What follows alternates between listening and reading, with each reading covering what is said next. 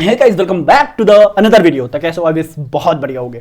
जैसे कि मालूम है, हमारे टॉपर सीरीज चल रहे थे जिसमें हम लोग ने जितने भी चैप्टर्स थे, यानी कि हमारे क्लास 12 के जितने भी चैप्टर थे, लगभग हम लोग ने 50% सिलेबस कंप्लीट करा दिए हैं। ठीक है, तुम्हारे मैक्रोइकोनॉमिक्स के चैप्टर नंबर 7 हो गया है। ठीक है, ADAS तक हो गया है। आज हम लोग देखने वाले हैं इंडियन इकोनॉमिक्स के चैप्टर नंबर 2, जिसका नाम है economic system and common goal of 5 year plan. ठीक है, आज हम इस वीडियो में देखेंगे ओवरऑल, यानी कि जो हमारा ये चैप्टर है, ठीक है, वन शॉट देखेंगे, यानी कि इस वीडियो में ही पूरा चैप्टर कंप्लीट हो जाएगा। ठीक है, और यकीन मानो अगर इस वीडियो को देख लिए तो ये चैप्टर बिल्कुल इजीएस्ट वे में आपको समझ में आ जाएगा। ठीक है, तो चलो स्टार्ट करते हैं बिना कोई टाइम पास के। तो मैं बात करूं, ये हमारा इकोनॉमिक सिस्टम, यानी कि ये चैप्टर ओवरऑल हम क्यों पढ़ते हैं, ठीक है, और इस चैप्टर में हमको पढ़ना क्या क्या है। ठीक है, तो पहले मैं बताऊं, जो हमारे 5 ईयर प्लान थे, ठीक है, 5 ईयर जो प्लान है हम उसको देखने वाले हैं। ठीक है, हमारे इकोनॉमिक सिस्टम के अकॉर्डिंग। ठीक है, तो फर्स्ट हम देखेंगे हमारे इकोनॉमिक सिस्टम में। बात करूं इकोनॉमिक सिस्टम की, तो एक बार आपका काम है कि एक बार यहां से यहां तक एक बार रीड कर लो नॉर्मल। ठीक है, जल्दी। ठीक है, मैं बात करूं economic system refers to economic order in the country. ठीक है, हमारे कंट्री यानी कि जो इकोनॉमिक सिस्टम है ना, यानी कि जो अर्थव्यवस्था है, यानी कि पूरी इकोनॉमिक सिस्टम हो, वो एक सिस्टमैटिक वे में हो जाए और वो चले, कंटिन्यूसली चले और अच्छे से क्या हो, रन करे। It encompasses include the system of production, जैसे हमारे ये प्रोडक्शन हो गया, ये भी तो हमारे इकोनॉमिक सिस्टम के अंदर आएगा। फिर system of resources of allocation, यानी कि जो भी रिसोर्सेस हैं वो अलोकेट हो पाए। ठीक है, फिर system of distribution of goods and services in the economy, यानी कि जो डिस्ट्रीब्यूशन हो रहा है ना गुड्स एंड सर्विसेज का पूरी इकोनॉमी के अंदर, वो सारी चीजें एक सिस्टमैटिक वे में हो। ठीक है ना। फिर जैसे कि मैं बोलूं 3 टाइप्स ऑफ इकोनॉमिक सिस्टम है हमारे इंडिया के अंदर। 3 तरीके के इकोनॉमिक सिस्टम होते हैं। जल्दी तीनों के नाम बताओ, जल्दी फटाक से, क्या क्या हो सकते हैं। ठीक है, फर्स्ट हो सकता है, यानी कि फर्स्ट हमारा कैपिटलिस्ट इकोनॉमी। ठीक है, यानी कि ओवरऑल कैपिटल के बारे में बताएगा। ठीक है, हम इसको डिटेल में देखेंगे। फिर सोशलिस्ट इकोनॉमी हो गया, एंड थर्ड है हमारा मिक्स्ड इकोनॉमी। ठीक है, चलिए एक एक करके हम इन तीनों को पढ़ते हैं। ठीक है, अब देखो, this system are differentiated from each other and the basis of degree of freedom of the market forces in the economy. तो फर्स्ट में बात करूं कैपिटलिस्ट इकोनॉमी। ठीक है, ये क्या होता है कैपिटलिस्ट इकोनॉमी? ठीक है, जरा सोचो, एक बार रीड करो कैपिटलिस्ट इकोनॉमी होता क्या है। जल्दी फटाक से रीड कीजिए। देखो, capitalist economy also called the market economy, यानी कि कैपिटलिस्ट इकोनॉमी को हम मार्केट इकोनॉमी भी बोलते हैं। ठीक है, capitalist in the defined as the one of the which means of the production are the owned by the individuals and the individuals are free to take their the economic decisions as the guided of the principle of profit maximization.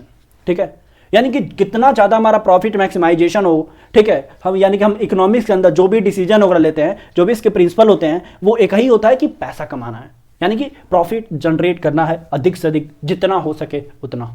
ठीक है, तो वही चीज है, capitalist economy is called the market economy और the define as one in which means of production, यानी कि हम इसमें प्रोडक्शन करते हैं। ठीक है, ताकि हम अर्निंग कर सके, प्रॉफिट मैक्सिमाइजेशन कर सके। owned by the individuals and the individuals are free to take the economic decision। ठीक है, यानी कि हम खुद ही इकोनॉमिक डिसीजन ले सकते हैं अपने बिजनेस के अकॉर्डिंग। ठीक है, फिर मैं बोलूं इसके फीचर्स क्या क्या होते हैं। ठीक है, तो मैं बात करूं silent feature of capitalist economy is under their is private ownership and means of production. हम प्राइवेटली ओन करते हैं उस हमारे जो भी बिजनेस होते हैं। ठीक है, और एंड प्रोडक्शन वगैरह करते हैं।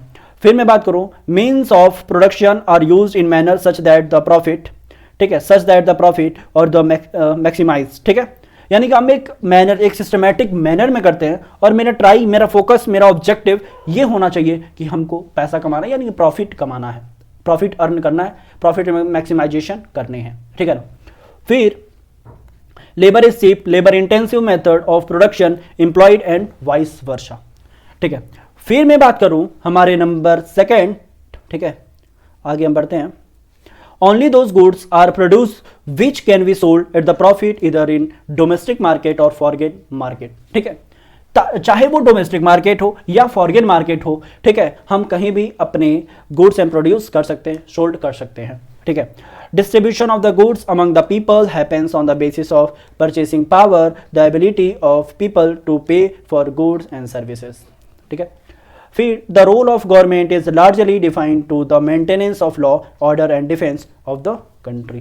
ठीक है, फिर मैं बात करूं आगे, आपको कैपिटलिस्ट इकोनॉमी, ठीक है, टोटल समझ में आ गया होगा, आइडिया मिल गया होगा। फिर मैं बात करूं सोशलिस्ट इकोनॉमी, क्या होता है सोशलिस्ट इकोनॉमी। ठीक है, तो भाई सोशलिस्ट मतलब पूरे सोशल के लिए। ठीक है, यानी कि socialist economy is the one of the which there is a social, जिसको हम बोलते हैं collective public ownership of the means of production and economic decision are taken by the some central authority of the government with a view to maximize the social welfare। ठीक है, तो ये हमारा होता है सोशलिस्ट इकोनॉमी। अब हम इसके फीचर्स देख लेते हैं, फटाक से आ जाइए। इसके फीचर्स क्या होंगे, तो फर्स्ट हमारा देखेंगे means of production are collectively owned by the society of a whole. हम, ठीक है, क्या करते हैं, कलेक्टिवली ऑन करते हैं एंड पूरे सोसाइटी के लिए करते हैं। ठीक है ना। फिर there is a public ownership of the means of production, ये पब्लिक का ओनरशिप होता है। ठीक है, there is no private property, ये आपका कोई ऐसा प्राइवेट प्रॉपर्टी नहीं होता है। फिर मैं बात करूं, ठीक है, कैपिटलिस्ट इकोनॉमी, जैसे कि means of production are use in the manner such that social welfare maximize. ठीक है, इसमें ऐसा नहीं है कि हमको प्रॉफिट जनरेट करना है, मैक्सिमाइज होना है प्रॉफिट, ऐसा इसमें नहीं किया जाता है। हम इसको टोटल, यानी कि जो भी हम मैनर, यानी कि जो भी हम प्रोडक्शन, यानी कि जो प्रोडक्शन वगैरह करेंगे एक मैनर में करेंगे और वो सोशल वेलफेयर हो, यानी कि हमारा सोशल वेलफेयर हो, वो मैक्सिमाइज हो सके। ठीक है, तो वो चीज़ है। There is a direct participation of the government in the process of production. इस प्रोडक्शन में हमारा गवर्नमेंट डायरेक्टली पार्टिसिपेट रहता है, ठीक है, करता है। Role of government is not merely confined to law order and defence. ठीक है, तो ये सारी चीज़ें हैं। फिर मैं बात करूं नेक्स्ट की बात करूं मिक्स इकोनॉमी, क्या होता है मिक्स इकोनॉमी। ठीक है, तो भैया देख लो, एक बार रीड कर लो, अपने से 2 मिनट टाइम दे रहा हूं। ठीक है, जल्दी से रीड करो कि ये मिक्स इकोनॉमी क्या होता है। ठीक है, मैं बात करूं, a mix economy is the one in which there is private as well as public. यानी कि जो मिक्स इकोनॉमी होता है ना, वो प्राइवेट भी होता है एंड गवर्नमेंट भी होता है। ठीक है, यानी कि पब्लिक ओनरशिप भी होता है। It means of production decision and govern largely by the principle of profit maximization. ठीक है, but not without checking and balance of social justice. ठीक है, तो ये सारी चीजें हमारे इस मिक्स इकोनॉमी में होता है। मैं बात करूं इसके फीचर्स के। ठीक है, तो फर्स्ट मैं फीचर देखूं, means of production are owned by the private entrepreneurs as well as government. यानी कि प्राइवेट भी एंड गवर्नमेंट भी दोनों क्या करते हैं, ऑन करते हैं। ठीक है, in the private sector production decision and govern by the principle of profit maximization, while in the public sector social welfare, rules of roast etcetera. ठीक है, तो ये सारी चीजें होती हैं हमारे मिक्स के फीचर्स, मिक्स इकोनॉमिक्स के फीचर। फिर both private and public sector play in significant role in the process of production. ठीक है, तो ये हमारे चीजें होती हैं। फिर मैं बात करूं आगे, और हमारा इसी के साथ हमारी ये जो टॉपिक था, ठीक है, यानी कि जो इकोनॉमिक सिस्टम थे वो यहीं पे कंप्लीट होते हैं। यानी कि हमने तीनों, यानी कि जो तीनों चीजें से, यानी कि जो इकोनॉमिक सिस्टम के जो 3 पार्ट थे, ठीक है, 3 टाइप्स जो थे हमारे इकोनॉमिक सिस्टम के, वो हम लोग ऑलरेडी डिस्कस कर लिए हैं। ठीक है, और आशा करता हूं आपको समझ में भी आ ही गया होगा। ठीक है, फिर हम देखने वाले हैं आगे हम देखने वाले हैं common goals of 5 year plan. ठीक है, ये कॉमन गोल क्या है, ये 5 ईयर प्लान क्या है। ठीक है, तो फर्स्ट मैं बात करूं व्हाट इज इकोनॉमिक प्लानिंग। ठीक है, ये क्या होता है इकोनॉमिक प्लानिंग। ठीक है, तो देखो, economics is a planning means of utilization of country resources. हमारी जो कंट्री के अंदर जितने भी टाइप्स ऑफ रिसोर्सेज हैं वो एक अच्छे से यूटिलाइज हो पाए। ठीक है, इसलिए हम इकोनॉमिक प्लानिंग करते हैं। ठीक है, समझ में आया। हमारे कंट्री के अंदर जितने भी ओवरऑल जो रिसोर्सेस हैं, ठीक है, उस सारे रिसोर्सेस का हम अच्छे से यूटिलाइजेशन कर पाए, इसलिए हम प्लानिंग करते हैं, इकोनॉमिक प्लानिंग करते हैं। ठीक है ना। फिर resources of different development activities in according the national priorities planning commission. ठीक है, तो ये हमारी नेशनल को फर्स्ट प्रायोरिटी दिया गया है। ठीक है, तो इसीलिए तो भाई अगर आप यूटिलाइजेशन नहीं करोगे, आप प्लानिंग नहीं करोगे, तो हमारी क्या होगी, पूरी अर्थव्यवस्था क्या हो जाएगी, खतरे में आ जाएगी। ठीक है, सिस्टमैटिक मैनर से नहीं हो पाएगा भाई। ठीक है, जो भी प्लानिंग है, तो इसलिए हमारे इस चैप्टर को और इस टॉपिक को हम पढ़ते हैं और इकोनॉमिक प्लानिंग करते हैं। ठीक है, India adopted the model of 5 year plans are, ठीक है, pioneered by the Soviet Union। ठीक है। The first 5 year plan was introduce in 1951।